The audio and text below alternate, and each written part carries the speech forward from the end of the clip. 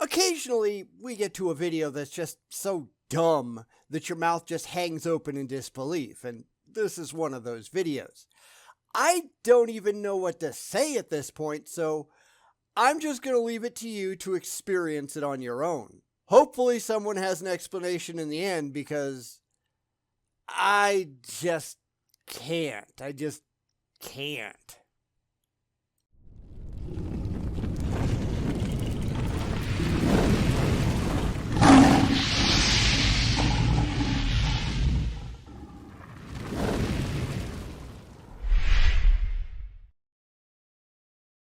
We're back with I Am Beggar as he asks if religion is just another myth, fairy tale, or legend. And in my opinion, it's all three. It's people believing stupid things because it appeals to their emotional side. For most of these people, they don't have anything else, and that is tremendously sad. This one, though, by the end, you're going to be wondering how I Am Beggar can wipe his own ass. I figure he probably needs help. It's that dumb. So let's get into it. Get your extra strength aspirin now, because I think you're going to need it. So that leaves about 20 years of embellishing stories around the campfire to turn just some preacher named Jesus into the Son of God who healed thousands, fed thousands, changed the weather, rose the dead, walked on water, died and came back to life, and more or less changed the world as we know it until this very day. The last one is bunk. That wasn't Jesus. That was a church that largely did it through violence and threats. For the rest, we know that can and does happen. People were telling stories about Elvis being alive. Sightings were being made on the very same day that he was buried. So it doesn't take 20 years. It can be done almost instantly. And there are other examples that I could bring up, so it's not just a one-off. You just need people who are desperate to believe, and in the case of religion, that's very, very common. You have to remember that Christianity was largely irrelevant until the time of Constantine. It was a very small group of believers, often in hiding because the authorities, religious and otherwise, had outlawed their beliefs. Small groups of people holding to a mystery religion, telling stories to each other, and then those stories got transmitted to other groups who incorporated them into their own theology, and the game of telephone continues.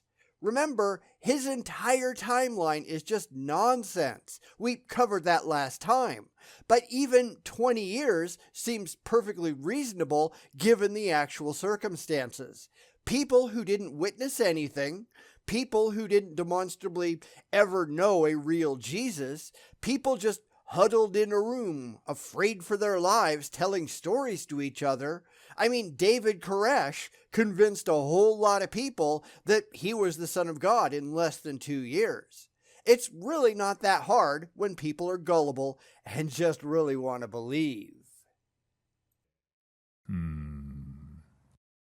Now, I can embellish with the best of them, but that would have to be the most mega mother of all embellishment in the history of the entire universe. Nope, it's very common, especially when we see very similar miracle claims being made by competing religions. It's not surprising that people will want to say, oh yeah, well my guy can do that too, and then that just gets incorporated into the mythology. Remember, they didn't have a standardized belief system. It was a bunch of little churches believing what they thought sounded good to them. Even Paul wrote about the heresies in the churches. He had his own ideas about what people should believe, and he wasn't an eyewitness to anything. What we see today is just the crap that's left over, that anonymous authors wrote down, and that the growing church, once it was made legal and mandatory, wanted people to accept because it gave them power and influence and, most importantly, money. There's no evidence for any of it. It's just stories and wishful thinking, and that is never going to be enough. Not to mention that all the people you're embellishing it for were alive when Jesus was alive. Not necessarily, and just because they were alive, that doesn't mean they saw anything or knew anything. Back then, you rarely went far from where you were born. long distance travel was hardly a thing. If someone says, hey, there was a Jesus guy way the hell over there, and this is what he said, you had no way of verifying any of it. If it sounded good to you, you believed it, and if it didn't, you didn't. It doesn't matter if any of it was true, because you were not in a position to verify anything. And then somebody just comes along and tells you another story about Jesus, and because you're already primed to accept Jesus things, having decided that the first Jesus story sounded okay, you just take that one in uncritically too. And that's why if you read all of the gospel stories that didn't make it into the Bible, they're telling some pretty bizarre stories. It's all kind of silly shit. I mean, go read the infancy gospel of Thomas sometime. You'll wonder what the hell the author was smoking. Are we supposed to think that it's true because it was written at a time where somebody might have known a supposed Jesus? Most Christians don't buy into it because it's really, really dumb. So don't be a hypocrite. That's not how reality actually works. So you can't get away with too much without somebody saying, yeah, that didn't happen. I was there. Except that's just an assertion that we know didn't happen. Some guy in the north of Palestine won't have the slightest clue what's actually going on in the south of Palestine. There might be stories running around, but there's no way to verify that any of the stories are true. That's why history was a rumor mill until relatively recently. Even when it was written down, that doesn't mean the actual story was true. There are some fragments of actual history in the Homeric epics, but there's a whole ton of just pure fabrication as well. Geoffrey of Monmouth wrote a supposed history of King Arthur, but a lot of it is just made up. It's mythology. The same thing happened to Jesus and a ton of other possibly quasi-historical figures. Myth-making is not history. Rent a clue. Myth and legend would have created a more predictable figure. And the experience of Jesus is so unusual that something much more substantial than the imagination is needed to explain it. I don't think so. A lot of the basis for the Jesus myth came from the ancient Jewish writings that were expecting somebody to come and save them from the Romans. Or at least in that moment, it was from the Romans. They've always had this Messiah story, but it kind of changes depending on the current situation. The things in the modern Old Testament, they were written before the Romans were even around.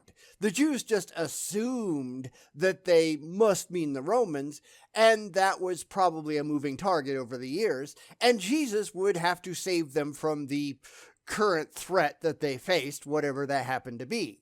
Well, if there was a real Jesus, and we still have no evidence for that, but if there was a real person at all that everything here was based on, obviously he didn't save them from the Romans, did he? So the story had to change. It couldn't have been an earthly threat, but now it's a supernatural threat. It was people desperately looking for a way to rationalize their beliefs, so it becomes mythology, not history. It doesn't even matter if there was a real Jesus analog, because the same thing happens. It's still a story that you're telling, that you really have a vested interest in believing, and you gotta kind of make it fit in with the world that you live in. That's just how humans work. Jesus isn't the exception. Jesus is the rule. Bam. I'm sorry, but that bam doesn't make it more believable. It just makes you look really silly. Just saying. But I'm sure you could argue any one of these points very well, and we could go back and forth and not really get anywhere except on each other's nerves. That's why you need evidence, and the religious just don't have any. We can point to lots and lots and lots and lots of examples of mythologizing. You can't point to a single demonstrable example of a real magical god figure coming to Earth. Anything that you can verify with demonstrable evidence.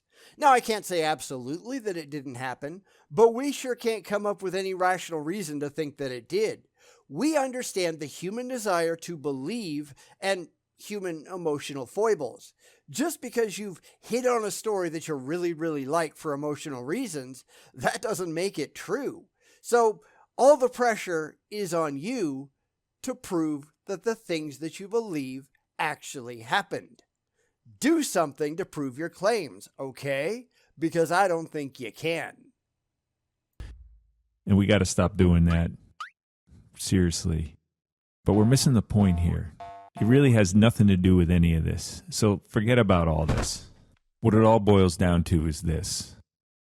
Is this man-made or is it from God? That's not the question, though. That's a false dichotomy. The answer is it man-made or not man-made? These people can never answer the questions that are actually being posed to them. They have to grab those goalposts and go for a jog. You haven't established any gods as a coherent possible answer yet. That's an assertion, and you're nowhere remotely close to that yet. If you want to get to that point, you've got other things to do. There's a whole lot more steps before you can even consider God as a candidate explanation for anything. This is a problem for the religious because they have no way of getting to that candidate explanation. They have no way of showing that it's reasonable to even wonder about yet. It doesn't matter what you want to be true. It doesn't matter what you have faith in. It matters what you can prove, and this is just an attempt to gallop off into La La Land with the goalpost strapped to your back to what they really wish was the case instead of what they can demonstrate is the case. Don't let them get away with it. Stop them in their tracks. Demand they back God up as a valid candidate explanation instead of, say, well, I don't know, Zeus or invisible, intangible Bible-writing pixies. Until they can do that, it's not an explanation. It's an assertion, and they have to be able to do a whole lot better than that. Now, my question is, don't you think you'd be able to tell the difference? How? Because one of them has demonstrably happened many times in human history, and the other, it hasn't. Because you claim that the former has happened for every religion but yours, but that doesn't make it true. Every other myth, every other God story, it was all made up by mortal man, but yours? No, yours is different. That's just special pleading. Yours isn't different until you can prove that it's different. Your Jesus tale is on the same footing as Muhammad splitting the moon in half, or the seventh avatar of Vishnu rescuing his wife by creating an 18-mile-long floating stone bridge so his monkey army can make it from India to Sri Lanka. These are just stories. Your stories aren't automatically true because you really like the idea. Stop being a dumbass. It's not a good look. I mean, wouldn't the gap between what is man-made and what is divine be huge and immense? You're just assuming that there is any such thing as divine in the first place. This is one more problem with the religious. They're just asserting things that they cannot demonstrate at all. Please present any evidence whatsoever that the divine is an actual thing. Go ahead. We'll wait. They can't do it because it's an article of faith, not an evidentially supported idea. It's why he was just shoving God in there a second ago, because that's the only thing he wants to be true. But what you want is irrelevant. What is actually so, that's what matters. And that's why you have to have evidence to back up your claims. It's why you have to keep an eye on what they're saying, because it betrays their obvious and laughable biases. They are completely unaware, so we have to be. We have to be the adults in the room. We have to point these things out, but it's ultimately useless because they just don't care. They just want to believe. This is why this video is not being made for us. It's being made for the people who already take all this crap on faith. And that's why it's so dumb. Big surprise there. I mean, if I put something in front of you and said this was either man-made or from God, don't you think you'd be able to tell just by looking at it? Absolutely not, because God is an ill-defined concept. What God? What are you talking about? Demonstrate how you know any of this. You don't just get to assert things, you have to be able to demonstrate them, and the religious aren't even trying. This is just a false dichotomy regardless. If you can put a rock in front of me and asked if it was man-made or from God, my answer would be none of the above, because it's natural. Just because you really want to believe that God made nature, that doesn't make it true.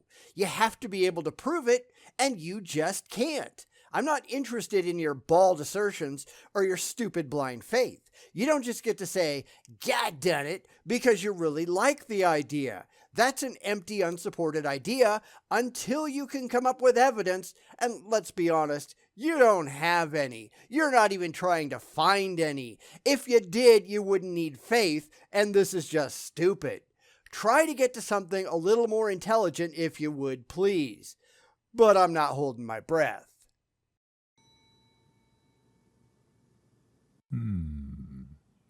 Wouldn't that be all the proof you would need? That you're an idiot? Yes, it would. Because if I was talking to a Muslim, their idea of God is different than yours. If I was talking to a Hindu, their idea of God is different than yours, and they have multiple gods most of the time. You don't win just because you're the one who showed up to the talk. So, what do you mean by God, and where's your evidence that this God that you're describing actually exists, much less actually did anything? That's the thing. You need to be able to draw that direct causal link between a real God that you can prove is actually there and the thing that you're claiming that it actually did. Leave your faith at the door because it means absolutely nothing. Come back when you've got something worthwhile to discuss. I think you could tell. I think we all could tell because we all have that built-in meter inside us that detects on one side and truth on the other. And mine right now is just screaming, bullshit!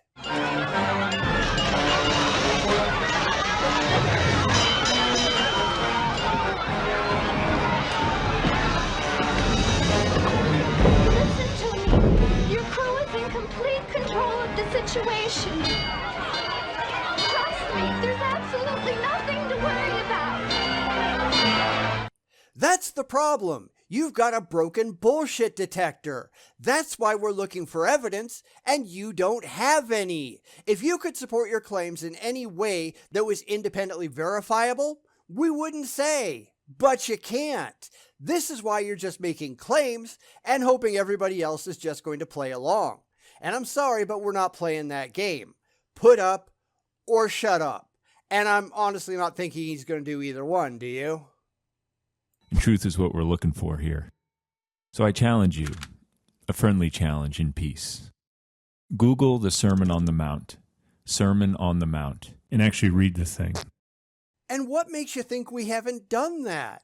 Because we have, and the Sermon on the Mount is just ridiculous, filled with terrible advice and wishful thinking, and I know you won't agree, but that's because you're starting with preconceptions that you simply can't defend.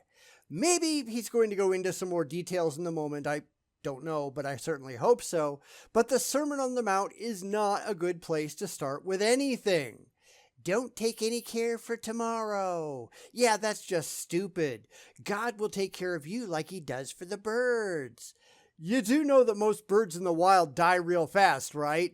There aren't a lot of old birds out there in nature. There aren't a lot of old anything out there in nature. Life tends to be cruel and short in most instances, especially for prey species like most birds.